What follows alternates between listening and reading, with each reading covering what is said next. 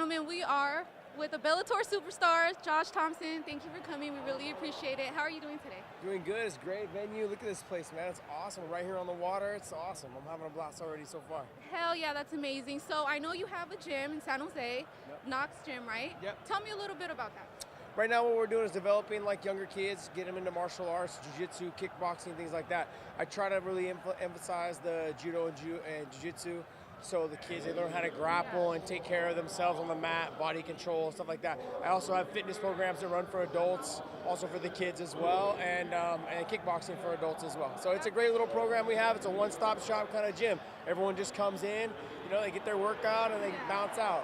That's great, but now that you mentioned that about having like programs for the kids, there's a lot of people who think that MMA is just way too dangerous for kids. They actually like frown upon, you know, having kids fighting. Like, what do you have to say to people that are so like opposed to MMA and kids? I just kind of laugh about it, but the biggest thing is I tell for kids is like parents, put your kids in some sort of jiu-jitsu, put them in some sort of wrestling, some sort of judo, something along those lines. What you're doing with the kids is you're getting them to interact with other kids. Also, it teaches them that you see their kids are doing that anyways if they're watching WWE, right? Then they don't know what they're doing. At least they have instruction doing this, right? You might as well get proper training so you don't hurt yourself, The one thing you'll learn with the kids, right? The kids will learn in wrestling, the kids will learn in jiu-jitsu not to quit, not to give up. They'll learn the importance of it being an individual sport. Nothing is more important than having a kid learn that when you compete, when it's just you out there on the mat, on how to take care of yourself. And that to me in life, that's a life lesson. So what do you think are the most important fundamentals that you learn from the sport, like MMA? Well, look, you have teammates, right, that you train with. But when you're out there competing, it's just by yourself. As far as MMA goes, if you want to compare the two between boxing and MMA, I get hit a lot less. I have several fights where I've never been hit. Yeah, so the fights ended there. See, the fights ended in a minute. But in boxing, you can't say the same, especially at a young age. They don't have the power, but then your child's just taking constant abuse, getting punched in the face over and over. In MMA, I can grab you, I can hold you, I can lock you down, I can armbar, I can choke, things like that. You can tap. Those are things that parents should understand. They need to get more knowledgeable with this type of information, knowing that the kids, when you teach them how to wrestle, how to grapple, most kids' fights, right, at school, they end up where they grab each other, they end up on the ground. If your son or your daughter knows how to control someone to the point where they can't do any harm to them, but they can just hold them until someone comes to break it up, what's important? That to me is more important than teaching your kid how to strike, to actually literally beat another kid up. That's awesome. So what's the youngest age that kids can start going into a gym and start training? It really depends on their level of, like, how they understand. Their attention span is key. If the kid comes in, I let them come in 4, 5, 6 years old. So you basically want to get a feel for their talent first, I guess you could say. What I offer at Knox is I tell the parents, look, bring them in. I'll let your kids train for 2 or 3 days straight for free, okay? Awesome. Because I want them to know. I want to know first if the kid even likes it. If the kid doesn't like it, then okay, look, there's no reason to have him here. You're a parent just wasting your money. Okay. The other thing too is I want to see if the parent actually likes seeing what their kid's doing for those 3 days. You know, and if we have a connection and they work in well with the other kids, then it's a good fit. Bring him in. Let's get him in here. Well, that's really good because you can tell that you're really looking out for them and not just, you know, trying to get more people in your gym. So that's awesome.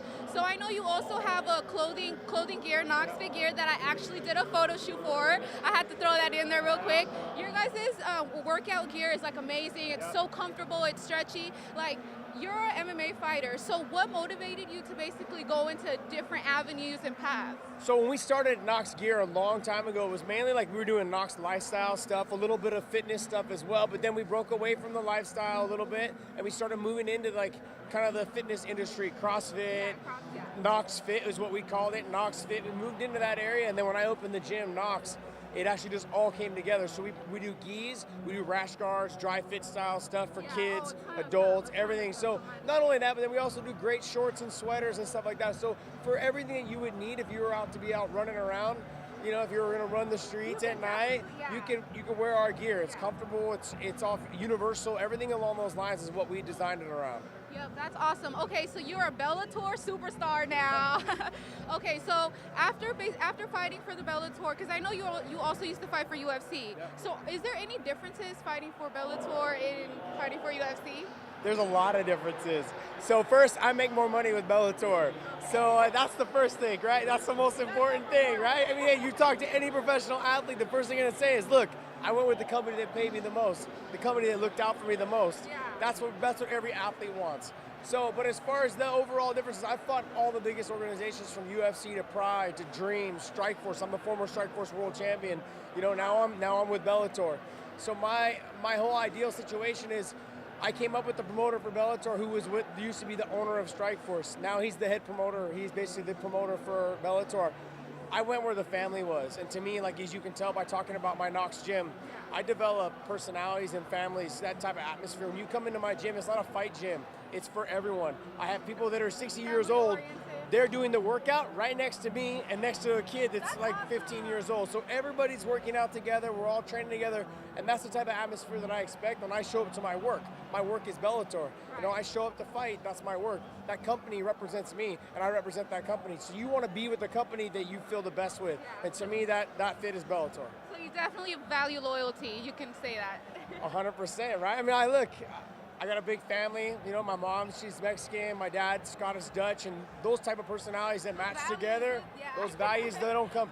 Your family, your friends come first, right? Look, the rest of it, everything, family's first. That's so awesome. So you're from the Bay Area, from San Jose. So how did it feel? You just fought not too long ago in San Jose for the Dynamite 1, the Bellator. How did it feel winning that big fight that was just so anticipated in your hometown?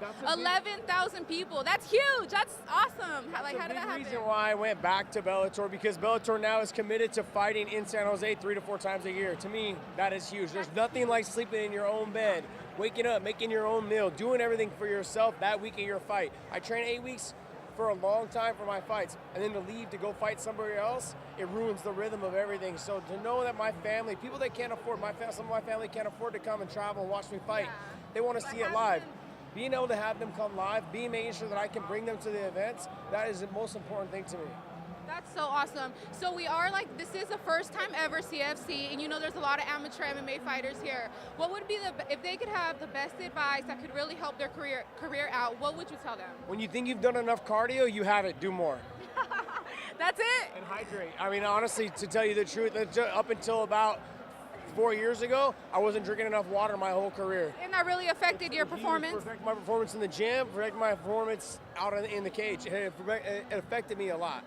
Okay, so what would you say? You said you trained for 8 weeks before a fight. What would you say is the hardest part about training for a fight? Every day is hard. It doesn't matter. Every day is hard. Every day, look, the days you come in and it's easy, right? The next day when you come in, those guys that weren't there the day before, they're fresh. But you worked out the day before hard. So every day when your camp goes, they can take a day off. The guys that you're training with, they can have a day off because they don't have a fight coming up. Starting to get ready. Hey, you see? Look. No. Superstars over here. They're superstars. You got the UFC light heavyweight champ trying to steal my spotlight. You see? What a hater. Daniel's trying to steal your shine. That ain't no good. What a hater. So that to me is the most important part. Okay, well, thank you very much. I appreciate it so much. Thank you. Thank you. See you later.